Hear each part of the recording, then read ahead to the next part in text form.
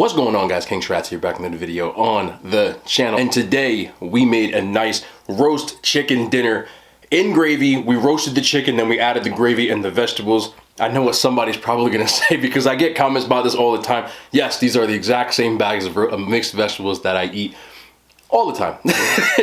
To be honest, I was gonna get more vegetables, but we got hit with a blizzard yesterday, and I spent most of today and yesterday shoveling. So here's a cutout of me looking in my fridge at all of the bags of frozen vegetables that I have, because those are my emergency vegetables. So we use them in the gravy chicken and in the rice. You could make this stuff up. The rice is the health rice, a couple little changes. I add a little more garlic to it, and I added ginger. I've been really obsessed with ginger recently, so I added it into the rice. I wanted to see what it was gonna taste like. But first, I have to get this out of the way because it's gonna melt. You can see it sitting right here in front of me.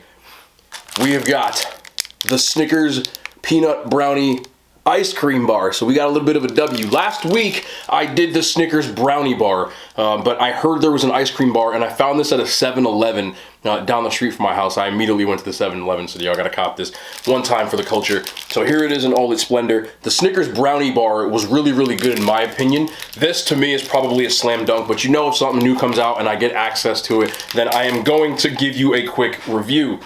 Why did I say that in this cadence?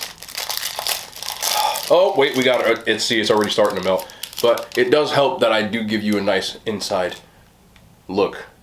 So there it is.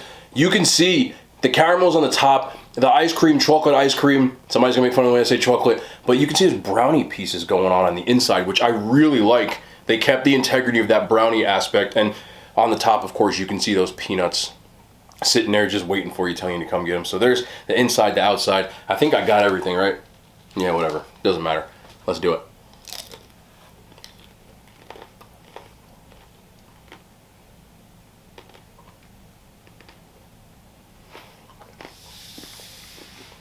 As if this was hair.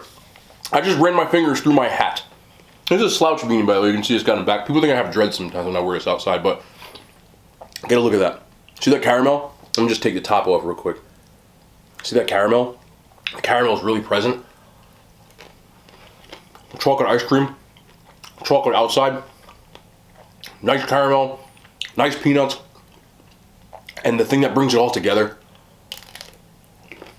wow, are those little pieces of brownie in there. Gives it a little something. I love the Snickers peanut brownie bar. I thought they were cracked. This right here, to me, Snickers and Reese's are my two favorite candies, chocolate candies, whatever you want to call them. This right here is I mean, I wouldn't change a thing. Okay, maybe I would change one thing.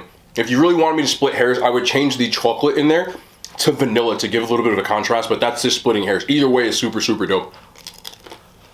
Wow. This might be your first. Other than the fact that I don't want it to melt, we're eating the whole thing.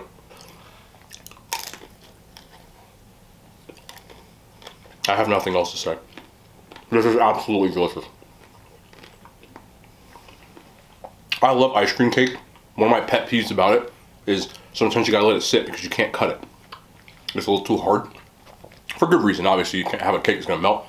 But this, they always do a good job with these kind of bars of having them with the right texture and consistency that you can kind of just smash the whole thing and it's not overly hard, melts in your mouth. Wow.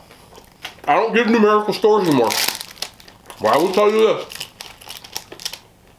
If you are a fan of Snickers, of ice cream cake, of ice cream, of brownies, any of those, it could just be one, you'll like it. If it's two, you'll love it. If it's three, you're me and you're gonna eat the whole thing, and 250 calories later, you won't care. Definite, you hear me smacking, I'm sorry. Must cop. Wow. You know, my biggest regret is that I only bought one. I might have to make another 7-Eleven trip later on in the night or in the morning. Doesn't matter. Let me get my pink lemonade going. All my people out there, you might notice we are in kind of a new setup. I started with the stuff yesterday and somebody asked where Darth was. I said he'd be back. If you don't know, if you're new to the channel, thank you for coming by. I do have a Darth Vader painting, which you see behind me. It was hand painted by my tattoo artist, actually. And I used to hang it on a windowsill in my older videos and used to smack me because it was on the windowsill. It would just hit me right in the back of the head, and it happened a lot. We got in a lot of fights. I had to take it down. I do have a Joker puzzle that I'm going to put up too, which is in some of my older videos. It's actually right over there, but the issue is that because it did the same thing and smacked me in the head, it's in a frame, and the frame broke on my hard as a rock head. So that's my backstory. But you can see the setup changing. We're kind of moving onwards and upwards, and I have a spork. That's really stupid. I don't know if I'm gonna be able to eat this with a spork. Look, yeah, we good. Okay. So you can see, let me see if I can get you nice with the bits. Oh, the gravy. Just look at the gravy. Just look at the chicken. Don't fall. Don't fall. Look at that. This chicken smells so good. Oh, that's the stuff. That gravy, super thick. The consistency, what I did, not gonna cap here. I roasted some boneless, skinless chicken thighs. I seasoned with the basic chicken seasoning. Garlic. I put everything in garlic, but sage, rosemary, like you would make a roasted chicken. So I started with that. Then I had I'm eating that, package of gravy. It wasn't gravy, but it was called like classic roasted chicken sauce. Somebody bought it for me like a few months ago, and it was gonna expire in January. So I figured I might as well do something with it. So I added that for a consistency for a base. Added that, added the vegetables. I added ginger. Just a little bit of, I don't know what else seasoning. It's really hard for me to remember how I cook because I just cook based off feel. It's why I don't bake. This is so good. The rice also has ginger in it, like I said. Onion, garlic, and those roasted vegetables. Take a look at this chicken, how it roasted off. Look at that. Let's see if it's still juicy.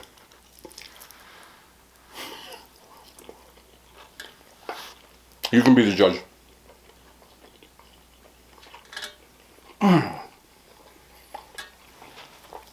Wow, this is really good. There are also pineapples in here. I forgot about that one. Basically, I had to get rid of the pineapples because I used pineapple. What did I make the other day that had pineapple in it? Yeah, arepas had pineapple in it. I still had half of a chopped pineapple in my fridge, so I didn't want it to go bad. Also, it's one of the few fruits that I do eat. I can't believe I'm using a spork. A plastic spork in a wrapper. I've been doing all these food challenges and, you know, the mukbangs with the food I eat out with, and they always give you like plastic forks and spoons. I figure I might as well not waste them. I think the spork is from KFC. It's a weird looking spork. Could be from Domino's too, or Pizza Hut. I'm not sure. It's all a blur at this point. Shoveling again today, man.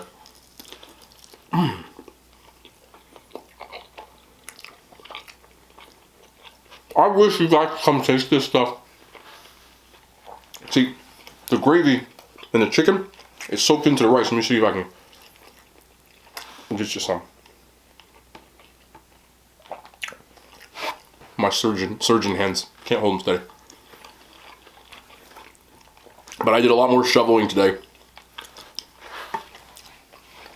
If you're unfamiliar with areas that get snowfall, you know, mostly the northern states, if you're talking US and up,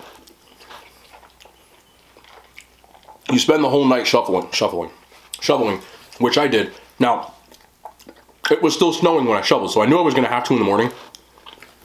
The problem I ran into is once the plows get around and start pushing the snow off the street, they push it all to the side of the road. Now, I had to shovel my way out of my driveway, which was a lot of snow. The snow was probably like, the pile of snow was probably to my shin, not to my shin, but to like the middle of my thigh. And I'm 6'1", so I'm not short, and it was that high. So Not to mention that because it was a little bit of a sleet mix, the snow was really, really heavy. I haven't spent a lot of time getting myself out of there. And what I intended to do was to go to my parents' house, because I know that my parents, you know, I said that yesterday, but they were all sick, my family, my dad and my mom. And I was going to go shovel their cars out. Right after I finished shoveling, I woke in the morning to do this, by the way. I get a text message from my dad. I'm going to read it. I'll read you the whole conversation. Just to show you that I don't cap. Obviously, I'm not going to tell you whatever, but that's what I got. I tried to get my car out. Damn, I got winded. My back hurts and I'm a little lightheaded. I'm even worse shape now post. I told them to wait. So, again, different relationship with my parents. I said, dude, I would have done it. Yes, I said, dude, I would have done it. What were you thinking? He said, I didn't want to be that guy, so I gave it a shot. So, now he's got a hurt back. And I gotta go over here and continue shoveling the entire house. My family's a trip, dude. But, you know, they mean well. I guess he felt like he didn't want to bother me, but I told him, please bother me. They've been, quote unquote, bothering me the whole time they were sick. I was running supplies to them, food, drinks, you know, medicine, you know, whatever they needed. And I'm definitely not one to complain. You know, for me, this chicken, man. I'm the type of person, now, you can't really, I mean, I guess you can, but when you're talking family, I'm gonna do what I gotta do for my family. Like, they feel as if because I'm, you know, always working and things that they don't want to bother me or something like that. But if I'm a person that, if I don't want to use the slang here, so I want to say F with you, you know what I mean? Like, if I F with you, I'm just going to say that. If I F with you, like I really F with you, I'll do whatever within my power to make sure that everybody's good. You know what I'm saying? Like, especially my family, you know. Like, they feel like they're being bashful. At one point, you know, they asked me for a gang of stuff, especially when it first started. I had to go to Walgreens and pick up medication for everybody. You know, like Gatorade, cranberry juice they wanted. They asked me for weird stuff like Wrigley's spearmint gum, specifically Wrigley spearmint gum. A specific, like Brock's, I think the brand was, of peppermints. Like, really specific stuff, so I thought it was funny. And during the conversation, they're like, yo, you know, look at how much it costs, I'll send you the money. I'm like, you know, money for me? If I have money in my pocket, I don't care if it's my last dollar, I'll spend it on you if I F with you. You know what I mean? That's just the way I'm built. So, I don't know why he attempted to shovel. I know why. Because we share the same DNA and we don't need help. Because this is a true story. I don't really talk about, or I haven't really talked about how I was when I got it.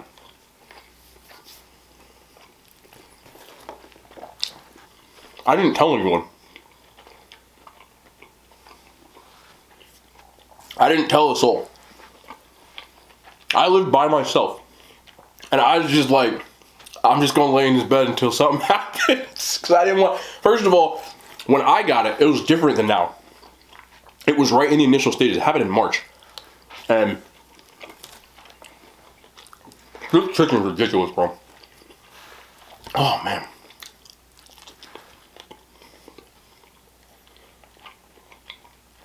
Back then when you got it, it was like this scarlet letter.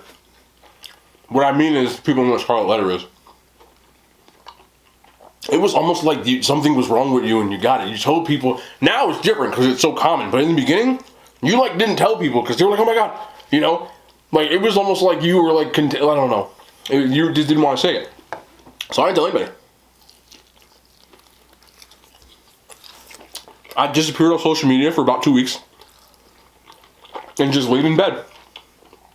for 2 straight weeks. And it took me probably 5 or 6 days to realize that it wasn't the most fun thing in the world.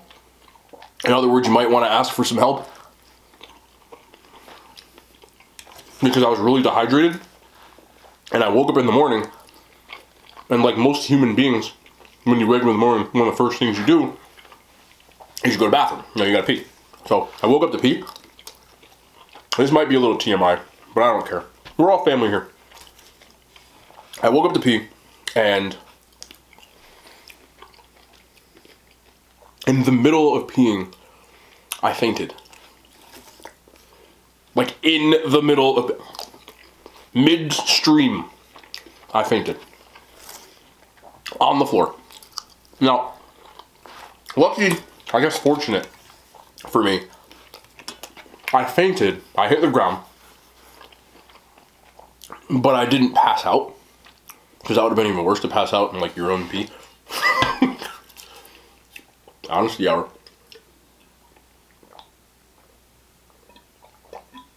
But at that point, I made a few phone calls and was telling people at least drop some stuff off at my front door. I literally crawled back into my bed and called the doctor,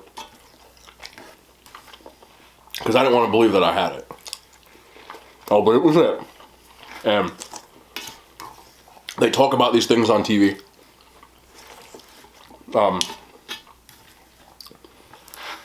The symptoms. Back then, it was so new that you didn't know the symptoms really as easily as people know now. You know, it was like right in the beginning of here. And I had pretty much every symptom that you can have. Lack of energy, real lack of energy. Like, you almost feel exhausted. Like, you don't. It's a weird thing to feel, because, like, a simple mundane task like getting up and walking to the kitchen to get a drink or going to the bathroom, it takes so much out of you that you feel like you have to go lay down again. I had a fever. Bad fever. It was like 103, 102 and change. Wow. On a side note, this is really good. I know I said it like 10 times or whatever. So I had a fever, a high one. I had the chills and the sweats. And every morning when I woke up, my bed was like soaked from like sweating. And that's why I was so dehydrated. You know, my body was trying to fight it. I developed a cough after a week. I didn't have like breathing difficulty, thank goodness. That was the only symptom I didn't have. Everything else, lack of smell, lack of taste, all of that. In the 2 weeks that it was like at its worst, because it took me about 2 weeks to start like at least getting out of bed. You know, I lost about 15 pounds in 2 weeks because I couldn't eat. I literally had no appetite. So yeah, I lost about 15 pounds. And obviously, you can't go outside. I didn't see outside. I didn't see anything. I just laid in bed with Netflix for 2 weeks. I didn't talk to anybody because I spent most of the day sleeping. I would sleep like 10 to 14 hours a day, if not more. Like, till this day, I can't drink Pedialyte because I probably drink so much of it that the taste of it makes me like nauseous. The only thing that they told me to do was to just ride it out. So you take Tylenol, which really didn't bring my fever down for a while. It took a while for it to get under 100. I'd say like a week and a half. And you know, you try to drink like Pedialyte, Gatorade, but I couldn't keep anything down. I didn't really vomit either, or have it come out the other way, but I really think that's because there was nothing in my system. I know some other people that had it that had those two things. I didn't get that either. Look at the gravy. But a lot of people did ask me about my experience with that. So that was pretty much all of it. I remember going once I was allowed to go back outside, you know, negative testing, blah blah. We would go on walk. I would go on walks with my friends, away from them. But I would run out of breath so fast. I was so out of shape, like cardiovascularly, which is weird for me because I'm a person who works out, you know, pretty much every day. So to feel as if I couldn't do like normal tasks, like just walking, I was just walking, you know, around town, but I couldn't. I had to stop and catch my breath. I pushed it, obviously, because, you know, something's wrong with me and I have to push everything. But it was really, really tough in the beginning.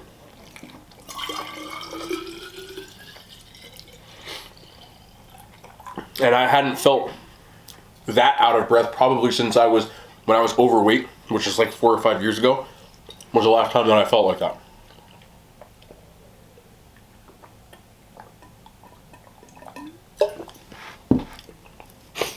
You know, now, you know, I jump rope and do a lot of cardio. Jump rope was probably my favorite form of cardio now.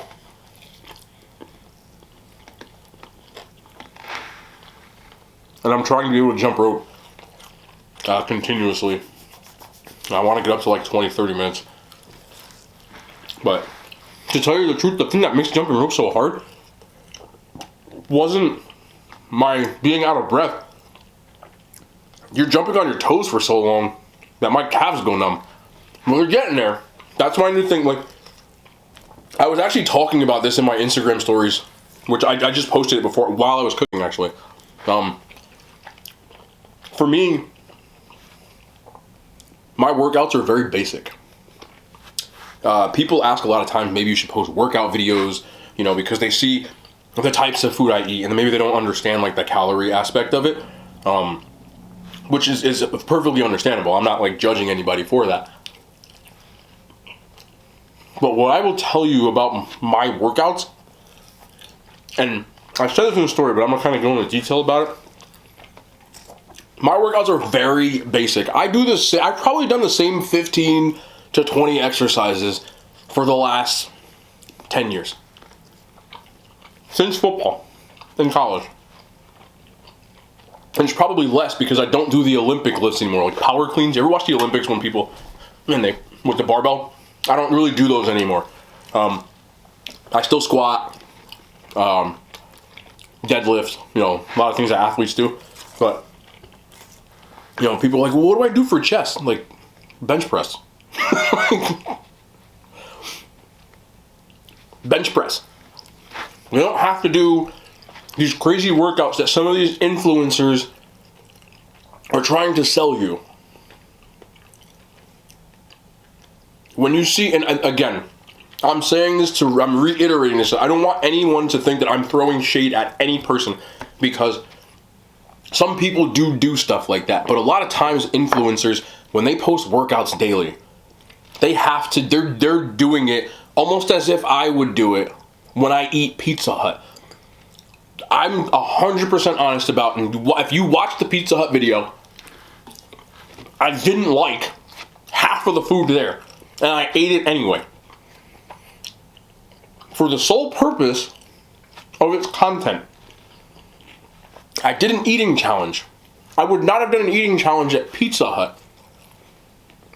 That's a fact. I've said this many a time. Pizza Hut, Domino's, Papa John's, they're okay. But I'm from New Jersey, and I'm from specifically North Jersey, where there's good pizzerias on every block. But I go to Pizza Hut because everybody knows what Pizza Hut is. I'm not just talking to North Jersey. And I do, you know, obviously, I've done pizzerias too. I've done several on the channel too. But it's easier to extrapolate an eating challenge when it is a franchise restaurant because you've had it. You know how big a Pizza Hut pizza is. You know how big a Big Mac is, or a McDonald's and things like that. I didn't start eating McDonald's until I started making content. I hadn't had McDonald's in years. And what I'm saying when I say that, not to get off topic, is some of these things these influencers are doing is because they need to make content. They can't just do a bench press, a squat, and a curl. And because people aren't going to care. They don't understand. You know, so they start doing these weird things where they're like standing on dumbbells and you know, doing like a pull-up, and then they'll pull up into like a dumbbell bench press, and they're doing planks when they're on a dumbbell. Like, again, not shade. But if you really think doing a plank with your foot up on a dumbbell is that much of a difference from doing a plank, it's not. Is there a difference? Slightly. Yes. Based on your foot position and elevation, yes, there is a difference. You don't need a dumbbell to do that, though. You can put your foot up on a chair. You don't even need to do that, though. You know what you could do? Because this is what I do. It's called progressive overload. What it means is you gradually add something and allow your body to acclimate to it. It's the most basic facet of weightlifting that everybody uses. Do you know why people don't see success with those lifts when they're talking about, oh, I feel like I'm hitting a plateau? One, they're probably doing something wrong. They're probably inconsistent in their workout. They're probably inconsistent in their approach or something of that nature. Or they're adding too much weight. But when I do things, and I'm using the jump rope as an example, that's how I got to this subject, I didn't change how I jumped the rope. I'm not doing double unders like I'm doing CrossFit. Nothing wrong with doing a double under. I'm just not doing it. You know what I did? I jump rope longer. Wow. You know what I'm saying? I used to jump rope for like a minute. When that got too easy, I did it for a minute and a half. When that got too easy, I did it for a minute and 45. And a minute, 2 minutes. And now I'm on 10 minutes. You get what I'm saying? That works. You want to squat? You don't have to do a sissy squat, a hack squat, in 48 different squat variations, and the booty blaster with the freaking bands and all that stuff. Like, you don't have to do it. You don't. That is not why these people are in shape, is what I'm saying. You know why they're in shape? One, they're consistent as hell. No way around that. If you half-ass workout, and you work out once a week this week, 2 times a week this week, take 3 days off, take 3 weeks off, oh, I'm just getting back into it. You know how many, I'm just getting back into it people I meet at the gym? I worked in gyms. I don't work in gyms anymore. I worked in gyms for the better part, probably about 7 or 8 years. Do you know how many people I would see that were there and they're like, man, I'm gonna do this, I'm gonna do it, bro, yeah, right? I just bought some new protein, I brought a new pre-workout. Nothing wrong with that. Do you know why it didn't work? Because you said that, you came for 14 days, and I didn't see you for 2 months, and you came back, and I'm just getting back into it. Do you know why? Again, I'm not flexing. But you know what my secret is? How are you not fat? How are, you eating the way that you do when you're... I'm gonna give you some game right now. So listen, let me tell you my secret. Secret. What kind of protein you... No. You know what my secret is? I'm consistent. That's it.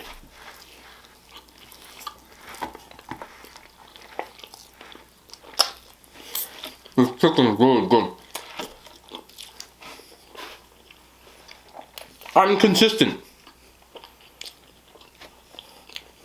Do you know the common denominator between most people who are in shape is? Ask them how many times they work out. Ask them when's the last time they took an extended break from the gym that wasn't a part of a program. Ask them. Ask them when's the last time they didn't know what they put in their body. You can say whatever the hell you want to say about my Pizza Hut, but every video I've done that has Pizza Hut or Taco Bell, and I go, the calories are right here. I counted them. You understand what I'm saying? No, it is not optimal. No, it is not the smartest thing in the world to eat 12,000 calories of Pizza Hut. No. But I'm still consistent. I still count my food. I still work out all the time. And I'm not just saying me. I'm telling you that unless you are part of the genetic 1% of people, which I'm not, they're consistent with their workouts, they're consistent with their diet, and they're consistent overall in their approach. That does not mean that they don't eat bad food. I use that in quotation because to me there's no such thing as a bad food. Food, everything that you eat has a use. Everything. Yes, there are some food that are nutritionally crap. But even those people, the cleanest eaters in the world, they still eat cheeseburgers and stuff. And if they don't, bless them. But they're still consistent. My eating schedule, as non-optimal as it may be, is still consistent. There's a reason that my 2 food challenge post is always on a Sunday. I have to adjust accordingly. People, when they watch the eating challenge, they're like, oh, I didn't see a post, the day before, because I didn't eat. You understand what it feels like to go 48 hours without eating? It's a sacrifice that I had to make for content purposes. My meals overall are much smaller now. This meal is only 2,000 calories. When I wasn't eating fast food, all of my meals were 3,000 to 4,000 calories every single night. Because on the average for the week, I average 4,000 calories. In order to do that now, I have to eat 2,000 calories for 3 or 4 days, nothing on another day, and then I can have 12,000 calories on one day and still maintain some sort of shape. You understand what I'm saying? But that's the consistency aspect. When's the last time I worked out? Today. There was a blizzard yesterday. I worked out. And I'm only talking about my approach, but again, that's any person's approach that is fit. 99% that are fit. Trust me. They might not tell you everything they're doing, but they are consistent. They're structured to some point, and they've been doing it for an extended period of time. That's the secret. People may debate whether or not eating once a day is healthy. I'm not here to debate that with anybody. It's the way I eat. I consult with a doctor. I get blood labs done. You're not my doctor. Most of you didn't go to med school. I didn't go to med school, so I have to go to experts, right? I have a degree in exercise physiology, a master's degree, but that doesn't make me a doctor, right? So I have to go to a doctor. Like, I don't think I know everything, because I don't. It's almost 5 years of doing this. 5.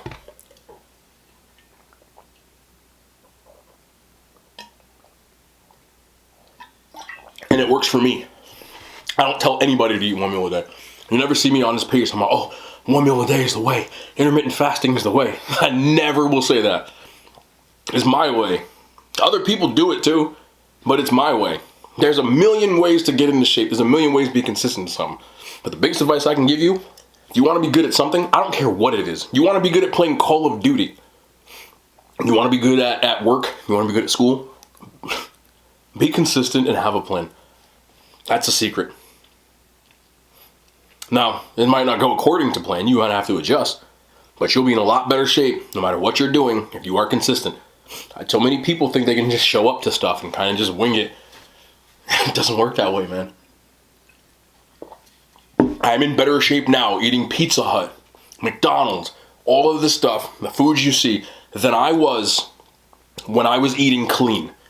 Oh, I did meal prep. I did all that stuff. I did meal prep. I had the 6-pack bag with the 6 freaking, the chicken and the rice, and I looked like, I can't even say the word.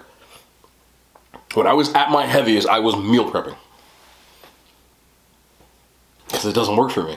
It works for a lot of people. And I tried to listen to other people's advice instead of figuring out what I had to do on my own.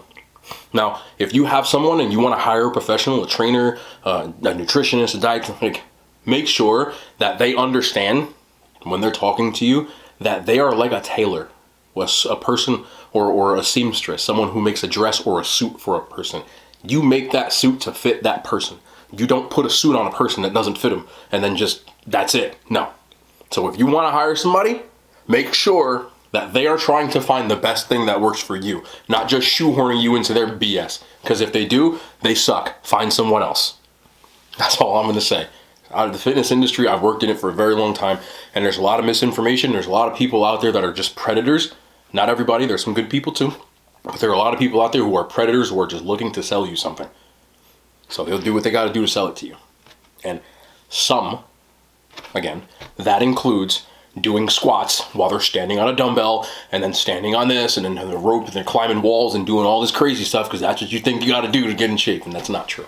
It's not. You could do 3 lifts. You could do a bench press, a squat, and a deadlift. You could do push-ups, air squats, and sit-ups and be in shape. As long as you're consistent in your approach and you don't eat like an asshat. And if you do eat like an asshat, count all the calories and go like this and point them on the page. And don't time lapse it, eat in real time, and then you'll be like me. But I'm done with my food, man. That was delicious. This is a must cop for real. If you listen to my TED Talk, my fitness talk, I know TED Talk is a new meme thing. Someone told me today, oh, I heard you do TED Talks while you're eating food. They said I ate 63 sloppy joes, which I've never eaten in my life. But that was my talk for today. A little fitness rant. Anyway, we will be back. Wait, what's tomorrow? Tomorrow's Friday? No, you know what? I have content for tomorrow because I posted a review. So there will be a mukbang. Just know that mukbang, because if you're watching now, you're one of the real ones. You watch all the way to the end, which is, thank you. The mukbang that I post tomorrow, I actually ate 2 days ago. So because I'm not eating tomorrow, and then I have the eating challenge, which I'm super excited for. I think you're going to like this one. This is a heavily requested one. I've said this 2 days in a row. So I'm super excited for that. I think you're gonna like it. They got some, you'll see. Anyway, I'll be back. Yes, I won't be live, kinda, but tomorrow with the talking ends, like, I don't know. Right? Dark things hit me in the head. We're moving onwards and upwards. Thank you guys so much in this journey. It's been amazing. We will be back tomorrow. Why am I clapping in between my words? Like my mom used to do when she was mad at me. It's tiring. What time is it? Yeah, 3:30. Anyway, the hand signs, they made it to YouTube.